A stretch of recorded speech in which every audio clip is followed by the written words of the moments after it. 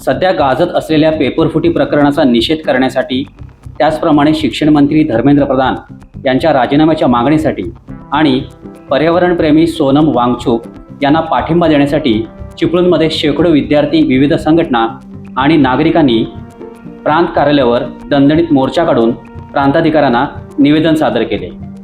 यावेळी विविध घोषणा देण्यात आल्या।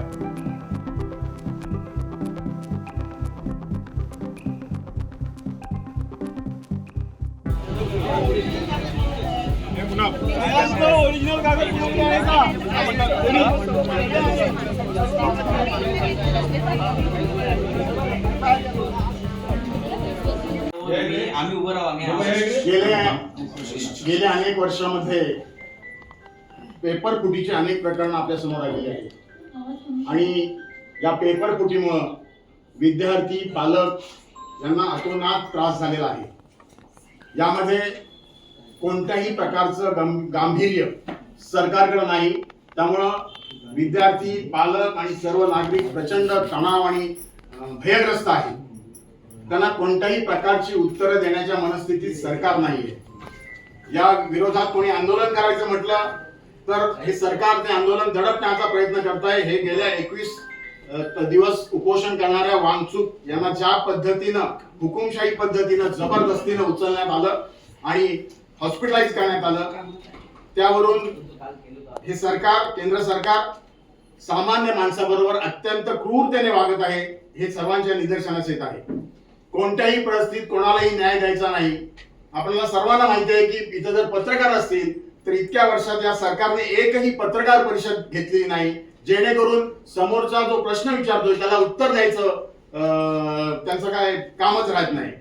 मन की बात मधून फक्त स्वतःच्याच मनाचं काय असेल ते मांडायचं, असला अघोरी प्रकार या ठिकाणी सुरू आहे।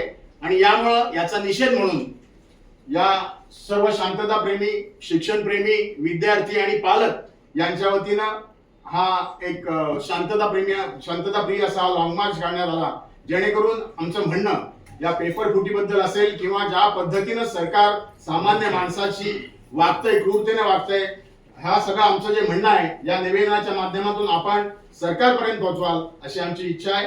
आणि हे आपण आता सर्वांच्या वतीनं हे निवेदन स्वीकारावं अशी आम्ही विनंती करतो।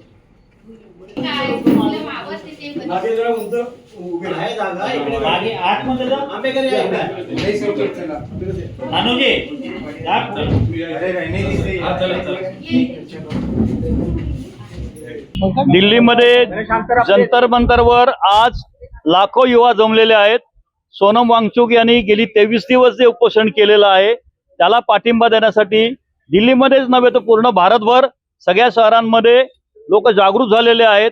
आणि आमची सगळ्यांची मागणी अशी आहे की जे शिक्षणाची जे गैरव्यवहार चाललेले आहेत, तो भ्रष्टाचार चाललेला आहे, तो थांबला पाहिजे।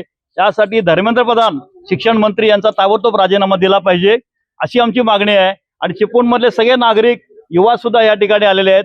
आम्ही सर्वांनी या ठिकाणी शासनाला निवेदन दिलेलं आहे की या आमच्या मागण्या मान्य व्हायला पाहिजेत, धर्मेंद्र प्रधानचा राजीनामा व्हायला पाहिजे आणि अशा प्रकारे कोणत्याही प्रकारचा भ्रष्टाचार या देशामध्ये होता कामा नये, शिक्षण व्यवस्थेमध्ये सुधार व्हायला पाहिजे अशी आमची सगळ्यांची मागणी आहे।